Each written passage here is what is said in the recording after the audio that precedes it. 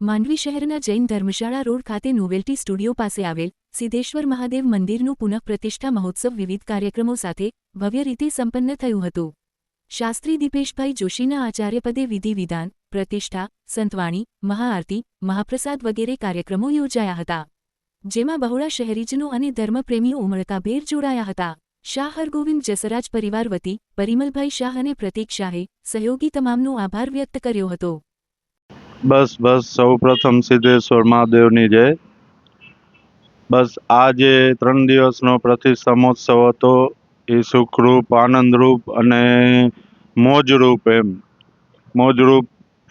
પ્રસંગ આપણો સંપન્ન થયો અને તે મહાદેવની અસીમ કૃપા અને અમારા વડીલોની, ખાસ કરીને મારા બાપુજીની, સ્વર્ગસ્થ હરગોવિંદ જસરાજ શાહ પરિવાર વતી હું બધાને એમ ઈચ્છું છું કે હવે આ મંદિરની આપણે પ્રતિષ્ઠા મહોત્સવ કરી અને મંદિર આપણે ખુલ્લું મૂક્યું છે તો બધા ભાવિકો આવે અને જરૂરથી દર્શન કરશે તો તે લોકોને તેની અનુભૂતિ થશે કે આ મહાદેવ, સિદ્ધેશ્વર મહાદેવ શું છે. અને આ એક ચમત્કારિક મંદિર છે અને જે 175 વર્ષ જૂનું બી છે અને જે ઓસમાણભાઈ મીરનો કાર્યક્રમ હતો તે બી અમારો બહુ સારો અને સફળ ગયો. મીર સાહેબ ઓસમાણભાઈએ પણ રાત્રે સવારના 4 વગાડ્યા છે અમારા, અને એમને બી સવારના 4 વાગ્યા સુધી ગાયું છે, તો એ બી એક બહુ મોટી વાત છે એમના માટે પણ ને અને આપણા માટે પણ અને આખા માંડવી માટે પણ. તો મારી માંડવીની જનતાને ખાસ અપીલ છે કે ભાઈ આ મંદિર હવેથી ખુલ્લું મૂક્યું છે તો બધા તેનો લાભ લેજો. અને આમાં જે બધાએ મહેનત કરી છે, જે નામી અનામી જે બધા છે એને જેને મહેનત કરી છે એનો હું અહીંથી દિલથી આભાર માનું છું. આપણે ત્યાં બી બધાને આભાર માનીને મોમેન્ટો આપ્યો હતો. અને ખાસ કરીને અહીંયા કને આપણે જે અમારી મંદિરની સામે જે જીજ્ઞા રોટીવાળા રાજુભાઈ છે, જે મંદિરની કેટલા વર્ષથી સેવા કરે છે, તેમનો બી અહીં હું ખૂબ ખૂબ આભાર માનું છું. મારા ફાધરની જે ઈચ્છા હતી એ પૂરી થઈ છે અને મને ઓચિંતું એવું થયું ને મારાથી બોલાઈ બી ગયું અને મેં બોલ્યું એ મારા ફાધર હતા કે ભાઈ ઉપરથી જોતા હશે અને એને આનંદ થયો છે એનો બહુ જ, કે ભાઈ મારા દીકરાએ મારી ઈચ્છા પૂરી કરી છે. અને મારાથી ત્યાં ખુશીના આંસુ નીકળી બી ગયા હતા જાહેર પ્રોગ્રામમાં. તો ને બીજું કે જે મારા માતાજી છે એ માતાજી અત્યારે 88 યર્સના છે.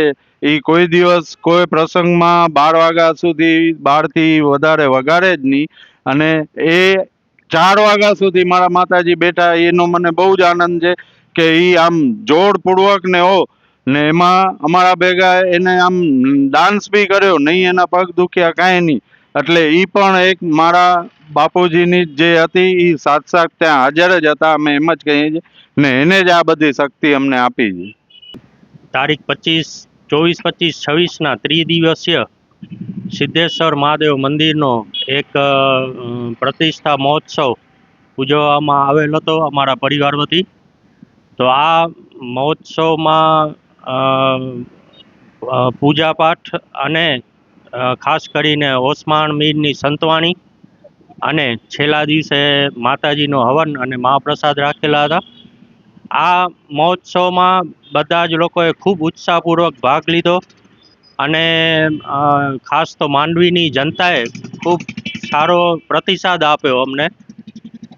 એ માટે હું માંડવીની સમગ્ર ધર્મપ્રેમી જનતાનો અહીંથી હું આભાર માનું છું.